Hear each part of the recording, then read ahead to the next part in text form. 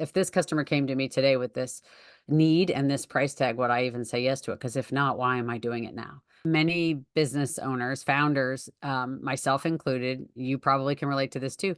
Anybody who's ever founded a business remembers the very beginning when it was hard and nobody was ready to hand you checks and nobody knew who you were. And this also leads a lot of companies to take on work they should say no to because it isn't really the right work. But gosh darn it, if someone's ready to write you a check, you'll take it. So Right. lots of folks take on clients and potentially even work that in the long run is not a great fit. But we remember how hard it was and how much pressure it is. And you're like, I've got payroll to make and I've got, cash requirements. And so even once a business is much more successful and much more financially solvent, maybe they got plenty of cash in the bank.